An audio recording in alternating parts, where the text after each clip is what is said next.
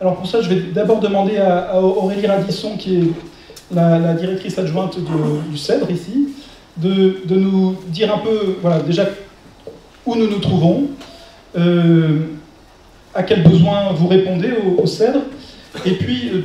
voilà, est-ce que vous pourriez décrire un peu l'impasse dans laquelle vous vous trouvez, si c'est un mot que vous reprenez à votre compte?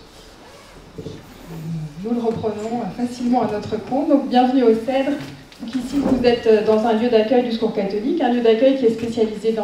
pour l'accueil des personnes exilées. Une grande partie sont demandeurs d'asile et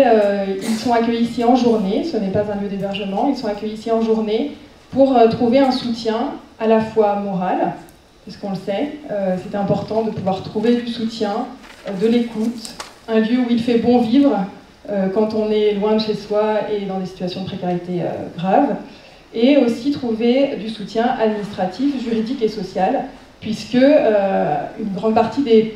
la totalité des personnes que nous accueillons sont dans des situations de grave précarité. Et alors l'impasse, ou en tout cas là où il y a quand même des questions à se poser, alors que la France s'est engagée à accueillir dignement les réfugiés, ici nous ne pouvons que constater que malheureusement ce n'est pas le cas, puisque les gens se tournent vers nous pour toutes les questions administratives, sociales, juridiques, alors qu'elles devraient pouvoir trouver du soutien ailleurs. C'est bien auprès de l'État ou auprès des structures qui sont chargées par l'État d'accueillir ces demandeurs d'asile qu'elles devraient pouvoir se tourner, et nous n'aurions, nous, qu'à accueillir les personnes pour ce côté moral et cette hospitalité, pour qu'elles puissent vivre des choses en dehors de leur précarité administrative. Mais si vous voulez, normalement, tout ce que nous faisons ici en termes d'accompagnement juridique, d'accompagnement social ou d'accompagnement administratif devrait normalement être fait auprès de structures qui sont des structures administratives, étatiques, ou des structures qui sont financées par l'État pour cela. Et donc là, on voit bien tous les jours que les personnes viennent nous voir parce qu'elles ne trouvent pas ce soutien ailleurs. Et malheureusement, le flux, si j'ose utiliser ce mot pas très beau, ne s'arrête pas. Au contraire, nous accueillons toujours plus de personnes, puisque nous avons comptabilisé en 2016 un peu moins de 4000 personnes accueillies au CEDRE pour ces démarches. Voilà, donc on a des équipes bénévoles. Ici, 120 bénévoles sont au quotidien auprès des personnes qui remplissent finalement une fonction qui devrait être prise en charge par l'État selon les engagements que celui-ci a pris.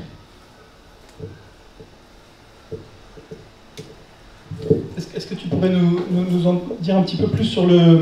l'impasse dans laquelle se trouvent les demandeurs d'asile qui se retrouvent sous la procédure Dublin?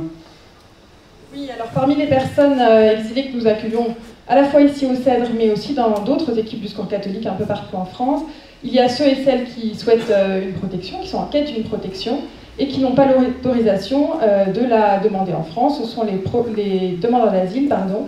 qui sont sous procédure Dublin. Donc les demandeurs d'asile qui sont victimes de ce règlement, si on peut dire, se retrouvent précaires parmi les précaires. Et je vous expliquerai peut-être leur situation exacte. Donc le règlement Dublin, c'est un règlement européen qui fixe qu'un seul État est responsable d'une demande d'asile, de la demande d'asile d'une personne, et que celle-ci, peu importe si elle souhaite ou pas s'installer dans ce pays-là, est obligée de faire sa demande d'asile, puis de s'y installer ensuite pour sa vie en Europe. Donc c'est ainsi que des demandeurs d'asile qu'on rencontre au CEDRE, même s'ils ont des attaches en France, même s'ils peut-être parlent la langue, ou même s'ils ont toutes les probabilités de pouvoir s'y intégrer rapidement, devraient en fait, selon ce règlement Dublin, repartir, par exemple en Hongrie, ou par exemple en Italie, des pays où, vous le savez, soit les demandeurs d'asile sont malheureusement pas accueillis dans des conditions de dignité humaine, soit des pays qui sont déjà soumis à des fortes pressions du fait de leur proximité avec les frontières européennes.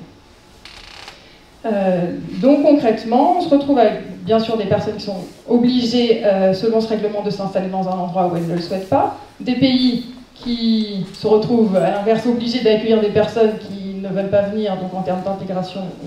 vous pensez que c'est pas le mieux, et des personnes qui, le temps que cette procédure soit mise en place et soit menée jusqu'à terme, se retrouvent avec des longs mois d'attente, une vie en suspens en quelque sorte, puisqu'ils se retrouvent sans droit, sans soutien de la part des acteurs chargés d'accueillir les demandeurs d'asile, et donc dans des situations de vie extrêmement précaires. Et malgré ces conséquences dramatiques pour les personnes, et on le constate vraiment tous les jours, les personnes arrivent ne sachant plus vers qui se tourner, malgré aussi la lourdeur administrative de la mise en œuvre de cette procédure Dublin. Ça génère énormément de travail au niveau des administrations. Force est de constater que le système ne fonctionne pas, puisque, et c'est là toute son absurdité, sur environ 25 000 personnes qui ont été placées sous procédure Dublin en 2016, on a seuls 1260, un peu plus selon le ministère, 1260 personnes qui ont été effectivement renvoyées vers le pays responsable de leur demande d'asile. Donc les autres, au bout de longs mois, souvent 18 mois, peuvent finalement faire leur demande d'asile en France. Donc on a finalement uniquement mis en suspens la vie des personnes pendant ces 18 mois jusqu'à ce qu'elles puissent effectivement demander l'asile en France. Et si l'on regarde les chiffres des personnes qui arrivent vers la France, puisque les autres pays européens appliquent aussi ce règlement Dublin et renvoient des demandeurs d'asile vers la France, finalement, on arrive à un compteur zéro entre les personnes qui sont reparties vers un autre pays européen et ceux qui sont revenus. Donc, des gens placés en attente avec une incapacité de vivre correctement pendant des mois, voire plus d'une année, et une énergie dépensée qui finalement n'a pas beaucoup d'intérêt si l'on regarde. Il est donc bien urgent de revoir de fond en comble ce règlement Dublin pour en faire un système respectueux des droits et de la dignité des personnes. Merci beaucoup Aurélie.